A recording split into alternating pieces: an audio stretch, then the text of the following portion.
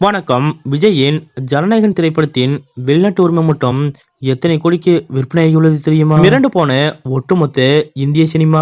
இத பத்தின முழு விவரத்தோட இப்ப நம்ம பார்க்கலாம். தமிழ் சினிமாவில் டாப் நாயகன், பாக்ஸ் ஆபீஸ் கிங், அதிக சம்பளம் பெறும் கதாநாயகன் என பல விஷயங்களால் கொண்டாடப்படுபவர் நடிகர் விஜய். இப்படி சினிமாவில் டாப் நாயகனாக கோடிக்கணக்கான ரசிகர்கள் அவரை திரையில் காண ஆவலாக காத்து கொண்டிருக்க, அவரோ நான் இனி ஆடப்போகும் களமே வேறு என அரசியலில் களமிறங்கியுள்ளார். 2026ஆம் ஆண்டு அரசியல் களத்தை சந்திக்க உள்ள விஜய் அவர்கள் தற்போது தனது 69 மற்றும் கடைசி படமான ஜனநாயகன் என்ற படத்தில் நடித்து வருகிறார். தான் இந்த படத்திற்கான 2 போஸ்டர்கள் வெளியிடப்பட்டது. அதன்படி இந்த திரைப்படம் முழுக்க அரசியலை மையமாக வைத்து எடுக்கப்பட்டதாக தெரிகிறது. இதனால் விஜயின் கடைசி படமான ஜனநாயகன் திரைப்படத்திற்கு மேலும் எதிர்பார்ப்பு எகிரியுள்ளது. இப்படிப்பட்ட நிலையில் ஜனநாயகன் படத்தின் ஓவர்சீஸ் ரைட்ஸ் மட்டும் ரூபாய் 75 கோடி ரூபாய்க்கு விலை போயுள்ளதாக கூறப்படுகிறது. இதுவரை எந்த ஒரு தமிழ் படமும் இவ்வளவு பெரிய தொகைக்கு விலை போனது இல்லை என்று சொல்லப்படுகிறது. முன்னதாக விஜய் நடிப்பில் வெளியான தி கோட் திரைப்படத்தின்